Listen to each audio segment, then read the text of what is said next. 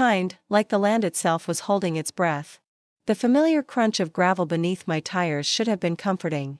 But as I slowed down near the tree, something gnawed at my gut. The first thing I noticed when I pulled into my driveway was the silence. Not the peaceful birds chirping kind I'd grown to love out here at Tacoma Lake, but the tense, wrong. Then I saw it. My dock was gone, completely gone. The old cedar wood planks that had jutted proudly over the water for as long as I could remember. Ripped out. All that remained were a few mangled pilings, some twisted bolts sticking up like rusted bones. My heart did something between a skip and a lurch. I cut the engine and got out of the truck, walking toward where my dock used to be, hoping to find a work crew from the county, or maybe storm damage I hadn't heard about. But instead, I found something much worse. A bright orange construction container squatted right in the middle of my shoreline like it owned the place. Next to it, a makeshift chain-link fence zigzagged through the trees and extended several yards into my land. My land complete with shiny new private development zone Weller Shore Project sign zip-tied to the fence. My name wasn't on anything. My blood started to boil. That's when I heard voices. 2 guys in reflective vests and muddy boots were standing near the container drinking gas station coffee like they were on break from paving over paradise. "Can I help you?" I asked, trying to keep my voice even. One of them smirked. "You must be Mr. Banks." "I am. This is my property." The other guy laughed. "Not anymore, old man. You're trespassing." I took a slow breath. This land's been in my family for over 60 years. "What the hell are you doing here?" He shrugged and took a sip. "We're just doing what the plans say. Talk to the boss. Weller owns this stretch now." I didn't respond. I turned and walked back toward the cabin, my legs stiff like they belonged to someone else. Once inside, I pulled the old file box from the cabinet and began flipping through decades of paperwork. Survey maps, the deed, the notarized letter from my father when he passed the land to me. Everything was in order, tight as a drum. But then, I saw the envelope in my mail pile, postmarked 5 days ago from the Pierce County Land and Zoning Department. Inside was a notice stating that a claim had been filed disputing the boundary of my parcel and that the case was under preliminary review due to a potential topographic inconsistency. I read the paragraph twice, then again. The claimant was Thomas Weller. That son of a he was the new neighbor. Bought the adjacent lot last fall, had it cleared before Christmas, and ever since had been swarming the lakefront with consultants, soil testers, architects, like he was planning to build a casino, not a house. We'd exchanged maybe 4 words. Total, and none of them polite. I called the sheriff's office. The deputy who came out, a young guy with the posture of someone who just wants their shift to end, looked over the container and the fencing, then skimmed the zoning notice. He scratched the back of his neck. "Sir, I can't make anyone leave if the land's marked as a disputed zone. It's a civil issue for now. If Mr. Weller filed with the county and it's under review, it's technically a gray area." "A gray area?" I snapped. He ripped out my doc. "Best you can do right now is get a lawyer. Maybe file an injunction." I didn't respond. I just stared at where the lake used to reflect the sunrise off my dock, now blocked by steel and arrogance. That night, I sat on the porch with a glass of rye, watching the moonlight bounce off the fence line. The container glowed faintly in the dark like a tumor on the land. My land. I made a quiet promise then and there. No matter what Weller had filed, no matter what tricks he pulled, I was going to win this. He picked the wrong shoreline to steal. The next morning, I drove into town and walked straight into the offices of Madden and Lowe Legal, clutching a folder thick with property documents under my arm. I hadn't shaved, barely slept, and I'm sure I looked like hell. Jennifer Madden didn't blink. She took one look at the envelope I slid across her desk and said, "Tell me everything." I laid it out from start to finish. How I came back from visiting my daughter to find my dock gone, my shoreline hijacked, and 2 smug punks telling me I was trespassing on my own land. I showed her the zoning notice from the county. Her eyes narrowed when she saw Weller's name. "Oh," she said, "that guy." That was not encouraging. Jennifer started flipping through my documents, pulling out original surveys signed by my father, notarized transfer letters, tax receipts dating back 35 years. She muttered as she read, shaking her head. "This is solid. These are gold. You've got a paper trail going back to Nixon. The problem is going to be the temporary injunction." "What injunction?" I asked. She turned her monitor to face me and pulled up a court filing dated 2 days ago. Weller filed for emergency injunction status. Claims there's a historical boundary discrepancy due to an unrectified 1978 topographical misprint.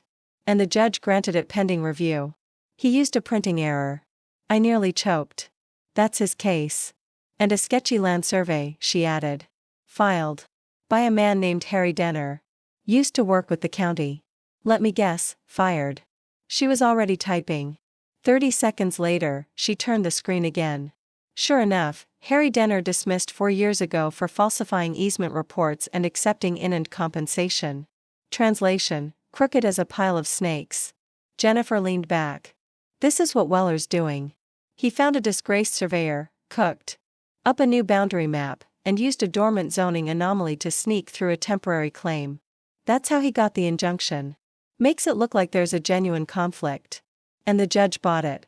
Judges grant emergency injunctions all the time, especially if someone claims a time-sensitive development. He'll have argued construction, deadlines, contracts, financial damage. They don't need proof to grant it, just plausibility. But we can fight it. I didn't say anything. I was too busy watching the grainy image of my shoreline on her screen, now stamped temporarily disputed in red text, like someone had erased part of my family. When I got home that afternoon, I went straight to the old boat shed where the supporting documents and backups my father kept were still locked up. Inside the dusty box labeled Tacoma South Border, I found a folded map with ink fading at the corners and a crinkled notarized letter from 1981 that clearly described the dock's original build permit, placement coordinates, and property line exactly where the stolen container now stood. It even had the signature of the county engineer at the time. That night, I sat by the cold, empty lakeside and stared at the place where my dock had once stretched out over the water like a welcome mat. I couldn't get the image out of my head. Weller looking at this same shoreline, seeing opportunity, not legacy. I knew guys like him, polished, rich, and dumb enough to think they're untouchable. I'd dealt with worse back when I was still building turbines for Boeing. But this was personal. I didn't sleep. Not really. I kept hearing that bastard worker's voice in my head. Not your land anymore, old man. Like hell it wasn't. 2 days later, a strange chill swept through the morning. A neighbor, Paul, knocked on my cabin door with a worried look on his face. Roy, he said, did you know your dock nearly collapsed? My gut clenched. I followed him to the waterline where the remains of my dock had been roped off by a county safety crew. One of the inspectors was crouched over a pile of splintered timber. This was cut, he said, not even looking up. Power tool marks. Someone weakened these beams deliberately. You mean whoever did this wanted it to fail under weight. You a guess doesn't matter. It was sabotage. I stood there, fists tightening, feeling a new kind of rage bloom behind my ribs. He hadn't just stolen land. He'd tried to make it dangerous. Tried to make me the liability. One wrong step, one kid on that dock, and someone could have died. This wasn't some business feud. This was war. I didn't have time to grieve the dock. Not when the enemy was already pushing his next play across the board. 2 days after the sabotage inspection, a glossy flyer showed up taped to my mailbox. At first, I thought it was junk. One of those free roof repair ads or real estate mailers. But then I saw the headline in bold black letters. Stolen shoreline. The truth about Banks's land grab. Beneath it was a grainy picture of me standing by the waterline, clearly taken from a distance. The whole thing read like a deranged conspiracy blog post. It accused me of illegally fencing off historically public shoreline, hoarding community access, and using legal intimidation to silence development that benefits all. It even claimed that I'd pushed a neighbor off their own property and that I had a history of violent altercations with contractors. Violent altercations. I once told a roofer to stop peeing behind my garage. That was it. Jennifer wasn't surprised. Classic discredit strategy, she said when I brought the flyer into her office. He's trying to poison public opinion before this gets to court. Doesn't matter if it's true. He just wants noise. It worked, at least on the surface. 2 days later, I woke up to shouting outside my house. At least half a dozen people were standing at the edge of my driveway holding hand-painted signs. One read, Banks equals shoreline thief. Another said, return public access. They didn't look like locals. A few were clearly homeless, holding their signs one-handed while drinking from crumpled soda cups. One woman had a sleeping bag rolled up under her arm. When I stepped outside, a man in a beanie shouted, "Hey, Roy, enjoying your stolen view?" I didn't respond. I called the sheriff, who arrived 20 minutes later. Turns out technically they were on public road easement and not trespassing. Nothing could be done unless they blocked traffic or came onto the property. As they dispersed, I noticed one guy lingering behind, mid-30s, scruffy, wearing a faded army surplus jacket. He walked up slow, glancing around before speaking low. "Hey," he said. "I don't care either way, but I figured you should know. The guy who paid us. He gave me $100 and a Domino's gift card to stand here for 2 hours." "Who?" I asked, already knowing the answer. "Real estate dude in a silver Lexus. Name was Weller." I thanked him, handed him a bottle of water, and watched him disappear down the road. Rage and disbelief mixed in my chest like oil and fire. This wasn't just pettiness. This was coordinated. I had no idea just how far Weller was willing to go until the morning my email froze. I was typing an update to Jennifer, attaching some old site plans I scanned the night before, when suddenly my inbox logged out. I tried to reset the password, but the recovery questions were different. Alarm bells started going off in my head. I called my grandson Tyler. He's 19. Obnoxiously brilliant and has been teaching himself cybersecurity for 2 years. I gave him remote access to my laptop. "Okay, Grandpa," he said, "you definitely got breached. They didn't just log in. They tried to clone your inbox." "Clone it?" "Yeah. Someone tried to set up a forwarding address and reassign your account credentials. Real professional, too. VPN with multiple hops, but they screwed up one thing." He showed me the IP logs. One login attempt wasn't masked properly. It traced to a known IP cluster for a private server farm owned by a shell company in Bellevue. One that Tyler quickly found had ties to a certain luxury development firm. "You're telling me Weller hired a hacker?" "I'm telling you, he's dumb enough to pay someone who cut corners." The silver lining, Tyler had set up automatic backup, mirroring the month prior. Every email, every document, every legal file, even my private correspondence with Jennifer was preserved. We called Jennifer. She filed a motion for digital intrusion and tampering with evidence. It wasn't just dirty now. It was criminal. I walked down to the lake again that evening, wind biting through my flannel shirt. The chain link fence Tom had put up glinted in the fading light like a scar across the shoreline. He wasn't just after my land. He wanted to destroy my name, my history, and burn it all to the ground just so he could build some tasteless, overpriced monument to his ego. But he wasn't going to win. Not while I still had a spine and a grandson with Wi-Fi. The more I thought about what Weller had already done, ripping up my dock, launching that circus protest, and trying to crawl inside my damn inbox, the more convinced I became that I was only seeing the surface. The man wasn't just crooked, he was methodical, and I had the sinking feeling he wasn't finished. So, I decided to stop reacting and start hunting. There was a stretch of woods along the property line that hadn't changed in decades. Dense cedar and pine, knotted roots like old fingers curling across the moss. My dad used to walk it every Sunday, checking the boundary markers. That's where I started. I pulled out my old climbing gear, strapped a few compact trail cams to the side of a utility backpack, and headed out. Took me most of the afternoon, but I managed to mount 4 cameras. One high in a pine overlooking the construction container, one near the old south border marker, and 2 near the clearing where the dock had stood. The cams had motion sensors, infrared, and battery packs rated for 10 days. If anyone tried anything, I'd know. And they did. 4 nights later, just before midnight, I got a ping on my phone. Then another and another. I sat up in bed and opened the remote app. Grainy, flickering black and white footage started playing across the screen. There he was, Weller. He was out on the property line pacing with a flashlight like he was looking for something buried. Behind him, 2 of his guys were digging. Literally digging. Then one of them pulled something from the dirt. It looked like a survey marker and handed it to Tom. Tom pocketed it, pulled out a new one, and drove it into the ground. They were moving the boundary markers. I watched in stunned silence as they repeated the process 3 times. Dig up the old steel pins, replace them with New ones, hammered in deeper, slightly farther inland onto my side. It was textbook encroachment done like a bad spy movie in the middle of the night. The next day, I printed the footage and took it to Jennifer. I knew he was bold, she muttered, eyes wide. But this is evidence of criminal trespass, falsifying land records, and boundary tampering. We just got a smoking gun. We didn't stop there. Jennifer and I took the footage to Paul, my neighbor from across the road, and asked if he'd noticed anything strange. Turns out Tom had approached Paul just last week, asking if he'd mind signing a simple affidavit confirming the shoreline had always been in flux. Paul refused, said the shoreline hadn't changed in 30 years, and offered to say so in court. That cracked the dam.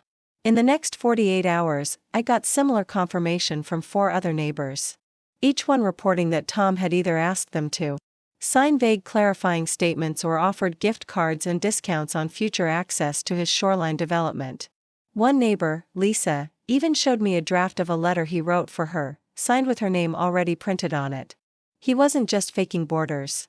He was trying to manufacture testimony. We gathered all of it. Photos, letters, copies of fraudulent affidavit. The cherry on top was the drone footage Paul's son had taken a week earlier testing out his new GoPro rig. It accidentally captured Tom's workers loading steel rods and a bag of orange spray paint into the back of a pickup at 2 in the morning. The moment Jennifer saw that, she called in a private investigator to corroborate timestamps and verify faces. Meanwhile, I took a walk to the county inspector's office to file a complaint in person. When I got there, I ran into someone I didn't expect, a guy named Derek from the Environmental Division. He looked uncomfortable, glancing around before pulling me aside. Weller offered me 10 grand, he whispered. Tried to get me to look the other way on shoreline interference. Said it was just legacy clutter being removed. I said, no, he's dangerous. Roy, be careful. I wasn't surprised, but I was pissed. The next night, I poured myself a drink, sat on the porch, and watched the light in Tom's oversized rental flicker out. He had no idea what we were assembling. Videos, sworn statements, expert analysis, even a digital trail of fake survey uploads using his own office Wi-Fi. I had enough to put his entire scheme in a body bag and send it to court. But I wasn't rushing. No, I wanted him to keep digging, metaphorically and literally. I wanted him to get so cocky, so reckless that when the hammer finally dropped, it would shatter him. And judging by what he'd already done, he was just getting warmed up. I knew Weller was dangerous, but what I didn't expect was how fast he'd spiral once he realized he was losing. The warning shot came on a Sunday night. Quiet and cold. I was upstairs going through the latest file dump from Jennifer when I heard something. Just the faintest creak, like wood protesting. Then a thud. Not loud, but wrong. I grabbed my flashlight and headed outside. The lake was dark, windless, no animals, no bugs, just silence. I walked down to the water and my heart near stopped. One of the support beams for the old dock, the one that was still partially intact after Tom's initial demolition, was split down the center. Fresh, jagged, like it had been deliberately cut. I called the inspector first thing the next morning. He showed up, walked the beam with a flashlight, and took some samples. His verdict, deliberate weakening. Someone used a reciprocating saw, clean cuts near the base, disguised under surface splintering. This wasn't nature. I didn't need to guess. Who? Tom was running out of tricks that didn't end in prison. And now he'd shifted from theft to straight-up sabotage. If someone, me, a guest, even a kid, had stepped on that dock, they'd have ended up in the water or worse. Jennifer filed an emergency motion that same day. We submitted the inspection report, the photos, and a sworn affidavit from the inspector. It strengthened our case tenfold, but it also lit a fire under Weller. Because 2 nights later, the bastard went nuclear. I'd just come back from town carrying groceries when I saw the flickering red-blue flash up the hill. A sheriff's cruiser. My stomach twisted. I drove faster, rounded the bend, and saw it. Smoke. Black smoke curling up over the treein. It was the dock. What was left of it had been set on fire. Flames licked at the remaining posts. The shoreline around it was scorched. Black. Firefighters were already hosing it down. And thank God the wind was low that night. Otherwise, the flames could have reached the treein and taken my whole damn house with it. The next day, investigators found the remains of a gas can near the foundation of the dock. It had been doused in accelerant and torched intentionally. But the best part, my camera caught it all. That infrared cam I'd mounted high in the pine near the southern border, same one that caught Tom digging up boundary markers, had a full frontal view of the shoreline. The footage was grainy, but clear enough.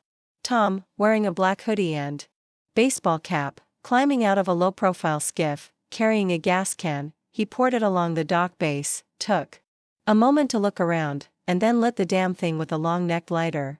Then he rode away like it was just another night at the office. Jennifer nearly dropped her coffee when I showed her the footage. "We're beyond civil court now," she said. "This is arson. That's 5 years minimum in this state. More if we can prove malicious intent and endangerment." I wasn't satisfied yet. I wanted to see him fall hard. So we waited quietly. No accusations, no press, just patience. That patience paid off 3 days later when Tom tried to leave the state. He must have known what was coming. He'd packed bags, booked a flight out of SeaTac to San Juan, Puerto Rico. Probably figured he could lay low for a while, spend some of that blood money on cocktails and plausible deniability. But he made one mistake. He bought the ticket with a business card tied to his LLC, Weller Shore Projects. When the marshals picked him up at the gate, they found a burner phone, $500 in cash, and a USB stick with what appeared to be a clone of his business files. Backup plan or insurance? Either way, it didn't matter because back in Tacoma, the sheriff's office had already issued a warrant for felony arson, criminal sabotage, and attempted destruction of property with intent to cause harm. And now they had him. They cuffed him right there in the terminal. According to the deputy who later called me, he didn't say a word, just stared straight ahead, pale and shaking. But I bet in his head, all he could see was fire. The courthouse smelled like disinfectant and bureaucracy. Fluorescent lights buzzed overhead, and I sat there, hands folded, trying not to grind my teeth. The room wasn't even full, just a scattering of suits, a few reporters, and neighbors who had followed the story like it was some kind of soap opera. Jennifer sat beside me, calm and composed, though I knew better. She had the instincts of a wolf and the bite to match. Across the aisle sat Tom Weller, finally without his smug little entourage. He looked smaller than I remembered, thinner, too, with tired eyes and a stiff gray suit that didn't quite fit. The burn from the dock fire had barely missed his reputation until now. The DA opened with the footage. They wheeled in a monitor, dimmed the lights, and played the infrared video from my tree-mounted camera. The entire courtroom watched in dead silence as Tom crept up on my shoreline like a raccoon. Gaskin in one hand, lighter in the other. When the flames ignited and lit up the screen, someone in the back actually gasped. Jennifer followed with the drone footage, the one where Tom's workers loaded steel markers and spray paint into a pickup in the middle of the night. Then came the forensic analysis of the cut dock beam, followed by the email breach report from Tyler, and sworn statements from 4 neighbors, the county inspector, and the one man Tom tried to bribe. It was a stack of evidence so high it needed its own damn zip code. Tom's lawyer, some overpriced suit from Seattle, tried to argue procedural technicalities, questioning chain of custody and intent, but it fell apart the moment the court clerk confirmed that all of Weller Shore Projects' online filings had come from the same IP as the attempted email hack. The defense couldn't even dispute the boundaries anymore. Jennifer presented 3 decades of certified land surveys, tax maps, and even a faded black and white photo of my father hammering the first dock beam into place. Then Jennifer pulled out the final blow. A forensic document examiner's report, proving that the signature on the so-called shoreline transfer deed, allegedly signed by my dead father, was a fake, and not even a good one. The judge looked like he was fighting nausea. When the verdict came, it was swift and brutal. Tom was found liable for property fraud, document forgery, trespassing, attempted sabotage, cyber intrusion, witness tampering, and arson with intent to endanger. He was ordered to pay $1.80 $8 million in damages covering property restoration, legal fees, emotional distress, and punitive fines. His entire development project was suspended indefinitely, and the county revoked all permits tied to his company. The judge froze his accounts pending restitution and referred the criminal charges to the state attorney general. Tom didn't say a word, didn't flinch, just sat there staring forward like someone whose life had been deleted. I didn't smile. I didn't gloat. But when I walked out of that courtroom and stepped into the sunlight, I swear the air felt different. Lighter, cleaner, like the lake itself had taken a deep breath for the first time in months. In the weeks that followed, the ripple effects spread like wildfire. Reporters picked up the story. Headlines ran across the state. Local hero exposes developer fraud. Weller faces charges in lakefront scandal. Man tries to burn down dock gets burned instead. My neighbors, some of whom had hesitated to pick a side, began to come around. I got casseroles, handwritten letters. Even an offer from a local veterans group to help rebuild the dock. One of them said, "Your dad, be proud, Roy." I had to step aside and pretend to check my phone so they wouldn't see my eyes watering. The last I heard, Tom was under house arrest, awaiting federal sentencing. His land had been seized as collateral. No buyers, no offers, just a rotting half-built foundation and a locked gate with foreclosure signs stapled to the frame. As for me, I didn't feel victorious. Not really, just restored. The shoreline was mine again. The quiet had returned, and for the first time in a long while, I could hear the wind in the trees without waiting for the next hammer to drop. It was early summer when the new dock was finally finished. Cedar planks, reinforced pilings, solar lighting all along the edges. A neighbor's son helped wire a security camera to the nearest tree, and I installed a sign at the foot of the walkway. Oak hand-carved with one word burned into it. Banks Bay. I didn't throw a party, not officially. But the word got out anyway. That Saturday around noon, the families started arriving. First Paul and his wife, then Lisa with her 2 grandkids. A couple from the next lake over brought folding chairs and a cooler full of lemonade. Someone set up a grill. Someone else brought music. Tyler came with a Bluetooth speaker and a flag that read, "Not today, Tom." He thought it was hilarious. I did, too, if I'm being honest. The shoreline filled up like it hadn't in years. Laughter, splashing, a few kids jumping off the end of the dock, trying to outdo each other's cannonballs. I stood back under the trees, sipping a beer, just watching. I don't think I said more than 10 words that whole afternoon. I didn't need to. Later that evening, as the sun dipped low and painted the lake in gold, a boy, maybe 7 or 8, tugged on my shirt. He had chocolate on his face and grass in his hair. "Mr. Banks," he asked, "were you scared when the bad guy tried to burn your dock?" I knelt down. "Yeah," I said. "A little." "What were you scared of?" he asked with all the blunt honesty kids carry like a weapon. I looked out at the lake, thinking. I was scared we'd forget what this place is, that it's not just boards and fences. It's memory. It's belonging. And some people think if they have enough money, they can take that away. He nodded like that made perfect sense. "But you stopped him." "No," I said. "We did," he grinned, then ran off into the grass like that was the end of the story. Maybe it was. When the last guests left and the lanterns flickered out one by one, I sat at the edge of the dock with my feet dangling over the water. The air was warm. The lake was still. Somewhere across the bay, an owl called once and went silent. I thought of my father. Of every Sunday he walked this land, boots muddy, cigarette in his teeth, humming some old Johnny Cash song. He'd built this place plank by plank, fought for it in his own way.